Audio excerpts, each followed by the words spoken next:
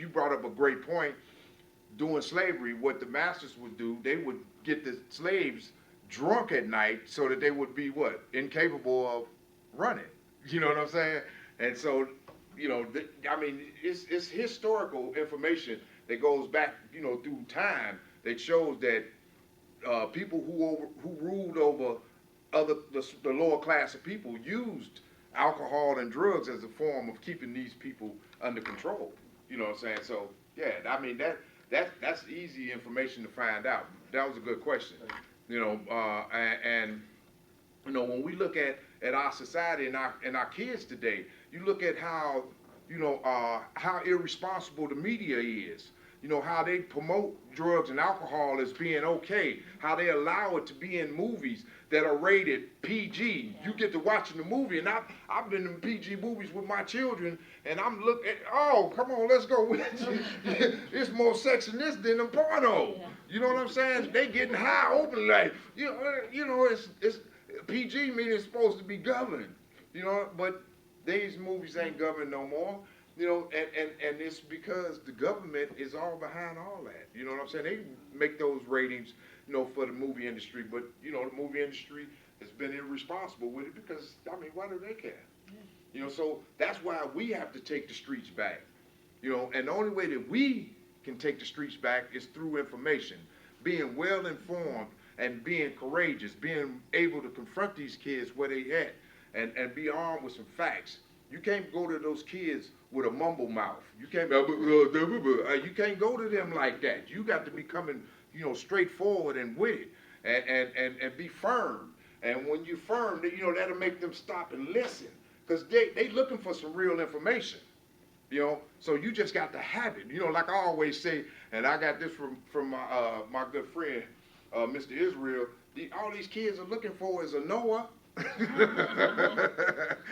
Somebody with some knowledge. You know what I'm saying? And if you show up and you got some information, they'll sit down and give you a minute. And when they see you know what you're talking about, then it will invoke a conversation of intelligence.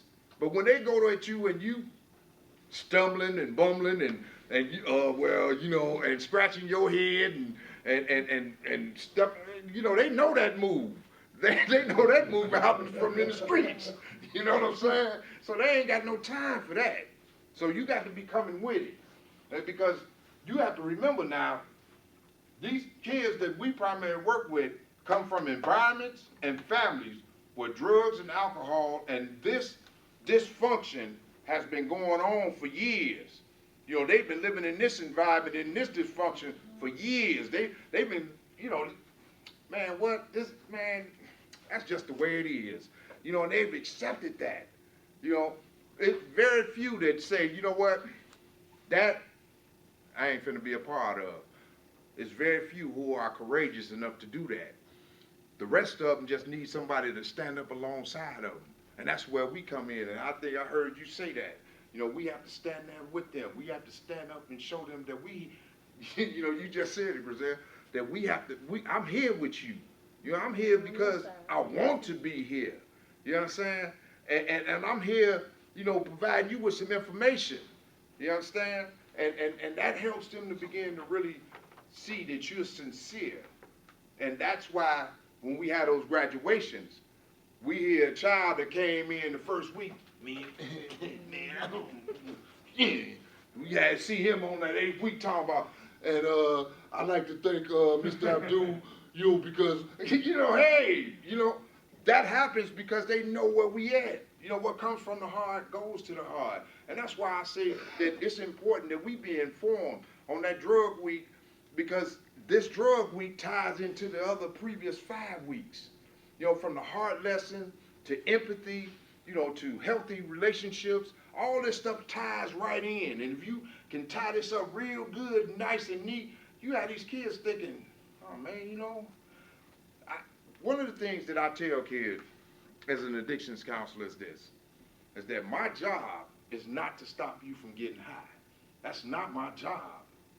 My job is to provide you with enough information, factual information, that you can begin to reevaluate your decision, and hopefully from that you'll start making better choices. You understand? Because it's your poor decision making that caused you to end up in my office in the first place. Not because you a bad kid. You know, I hate when I hear people say, "Oh, he bad." No, he ain't bad. There's no such thing as a bad kid. Now, a child who makes bad decisions and poor choices, yeah, yeah, now that exists. But there's no such thing as a bad kid. Every child has hope and promise.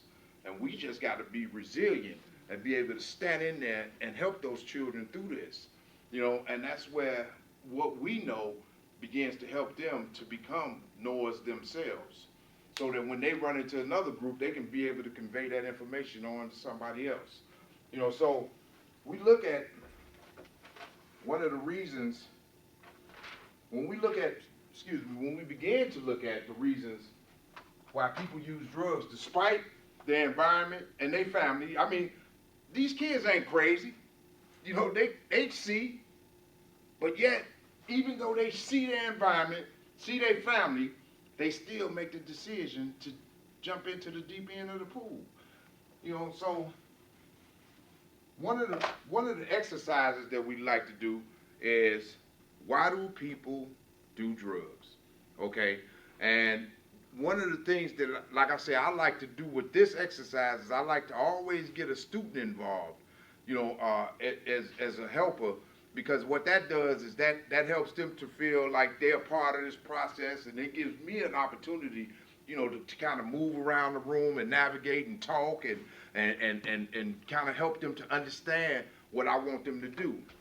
Part of the first thing in this exercise is that you pass out the handout. And this is what it looks like.